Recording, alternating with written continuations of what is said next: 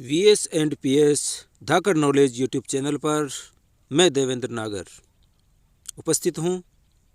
कक्षा 12 के विद्यार्थियों के लिए हिंदी साहित्य और अनिवार्य हिंदी जो RBSC व NCERT जो सिलेबस हैं, RBSE यानी Rajasthan board of secondary education और NCERT जो सिलेबस हैं उसमें 8 नंबर के अलंकार शामिल किए गए हैं, अर्थात 4 नंबर के हिंदी साहित्य में और 4 नंबर के अनिवार्य हिंदी में अलंकार हैं। तो साथियों,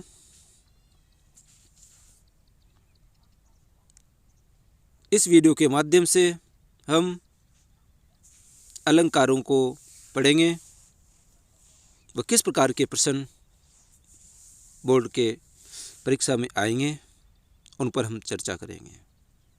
तो दोस्तों, आगे बढ़ने से पहले अगर आप YouTube चैनल पर नए हो तो प्लीज़ YouTube चैनल को सब्सक्राइब अवश्य करें और अपने दोस्तों को चैनल शेयर करें ताकि सब साथी अपने अलंकारों को अच्छी प्रकार से मजबूत कर सके व आराम से बोर्ड के पेपर को हल कर सके। तो साथियों, आगे बढ़ते हैं।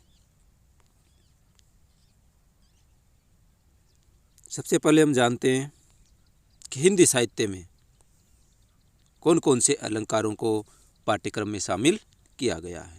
यानी पाठ्यक्रम में जो हिंदी साहित्य में अलंकार हैं, पहला अलंकार है जिसका नाम है विभावना, दूसरे का नाम है विशेषोक्ति, तीसरा है दृष्टांत, चौथा प्रतीप, पांचवा मानवीकरण, छठा व्यतिरेक, सातवां अन्योक्ति और आठवां समासोक्ति। इस प्रकार से 8 अलंकार हिंदी साहित्य के पाठ्यक्रम में शामिल किए गए हैं। ये 8 अलंकारों का अंक भार दिया गया है 4, अर्थात 4 अंक के ये अलंकार होंगे। आगे देखते हैं अनिवार्य हिंदी। जो अनिवार्य हिंदी है उसमें 9 अलंकार शामिल किए गए हैं, पर एक अलंकार है ये हिंदी साहित्य में भी था, इस कारण से इसे हम हिंदी साहित्य में पढ़ेंगे। पहला इसमें अनुप्रास, दूसरा श्लेष, तीसरा यमक, चौथा वक्रोक्ति, पांचवा अतिशयोक्ति, छठा संदेह, सातवां भ्रांतिमान, आठवां विरोधाभास और नवा है विभावना, जो हिंदी साहित्य में भी शामिल किया गया है। इसका भी अंकभार दिया गया है 4 अंक का, अर्थात 4 अंक के हिंदी साहित्य के और 4 अंक के अनिवार्य हिंदी के अलंकार होंगे। तो टोटल 8 अंक का ये हमारा चैप्टर रहेगा। इसलिए साथियों, बड़े ध्यान से इसे पढ़ें और अपने दोस्तों को चैनल सब्सक्राइब करिए ताकि सब साथी इसका ज़्यादा से ज़्यादा फ़ायदा उठा सके। तो साथियों, आगे बढ़ते हैं अपन। सबसे पहले हम पढ़ेंगे अलंकार का अर्थ, कि अलंकार का अर्थ क्या होता है। अलंकार का मुख्य अर्थ होता है आभूषण, अर्थात गहने, जिसे हम अच्छी प्रकार से जानते हैं। आभूषण, गहने जो अलंकार हैं 2 शब्दों से मिलकर बनाए, पहला है अलम और दूसरा है कार, और दोनों शब्दों से मिलकर बनने के बाद इसका नाम होता है अलंकार।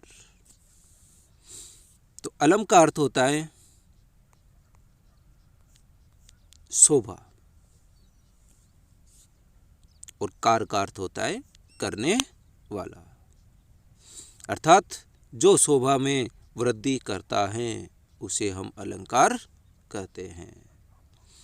चाहे वह काव्य की शोभा में वृद्धि की बात हो या फिर शरीर की शोभा की वृद्धि की बात हो, अर्थात जो भी शोभा में क्या करता है, वृद्धि करता है, अर्थात जो भी सुंदरता को बढ़ाता है या सौंदर्य को बढ़ाता है उसे अपन अलंकार कहते हैं।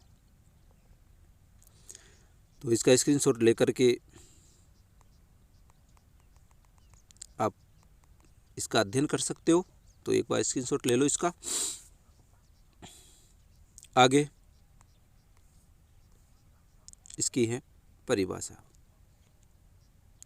सीधी सी परिभाषा है, काव्य शोभाकरान धर्मान अलंकारान प्रचक्षते, यानी आचार्य दंडी के द्वारा काव्य के जो अलंकार हैं उनकी ये परिभाषा दी गई है। काव्य शोभाकरान धर्मान अलंकारान प्रचक्षते, अर्थात काव्य की शोभा बढ़ाने वाले धर्म शब्द और अर्थ, दो प्रकार के यहाँ पर हैं। शब्दों के द्वारा काव्य की शोभा बढ़ाई जाती हैं, अर्थों के द्वारा भी काव्य की शोभा बढ़ाई जाती है, उन्हें ही हम अलंकार कहते हैं।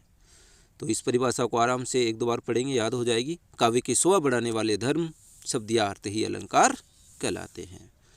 आगे उदाहरण के रूप में, जिस प्रकार से आभूषण मनुष्य की शोभा में वृद्धि करते हैं, ठीक उसी प्रकार से अलंकार काव्य के सौंदर्य को बढ़ाते हैं, अर्थात काव्य की सुंदरता बढ़ाने वाले धर्म शब्द या अर्थ ही अलंकार कहलाते हैं।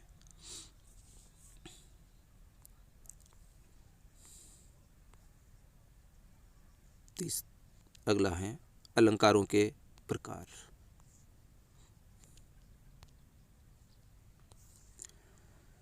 परिभाषा के बाद आते हैं यहाँ पर प्रकार।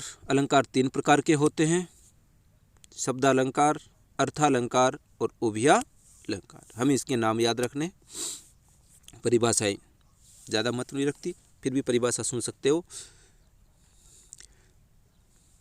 जब काव्य में शब्दों के द्वारा काव्य की शोभा बढ़ाई जाती हैं तो उन्हें शब्दालंकार कहते हैं।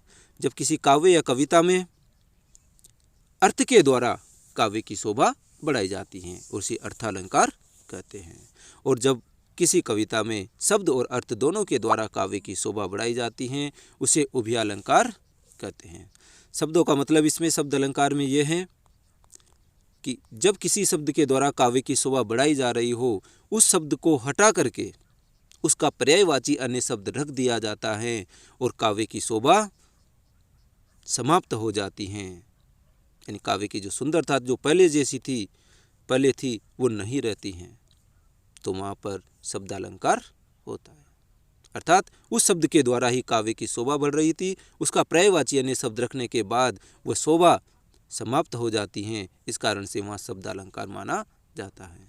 अर्थालंकार में पर्यायवाची अन्य शब्द रखने के बाद भी काव्य की जो सुंदरता है वह वैसी की वैसी बनी रहती हैं, अर्थात शब्द को हटाने से कोई फर्क नहीं पड़ता, कोई अंतर नहीं पड़ता, अर्थात वहाँ पर अर्थ के द्वारा काव्य की सुंदरता बढ़ती है, इस कारण से वहाँ अर्थालंकार है। और जब किसी काव्य में शब्द और अर्थ दोनों के द्वारा काव्य की शोभा बढ़ रही हो वह उभयालंकार है। तो साथियों, अगर चैनल पर नए हो तो प्लीज़ सब्सक्राइब कीजिए और अपने दोस्तों को शेयर कीजिए। आज के लिए बस इतना ही, और अब हम कल मिलेंगे जिसमें अनिवार्य हिंदी के जो अलंकार हैं उनको हम क्रमबद्ध तरीके से पढ़ेंगे। तो दोस्तों, चैनल को सब्सक्राइब कीजिए, लाइक कीजिए और शेयर कीजिए। धन्यवाद।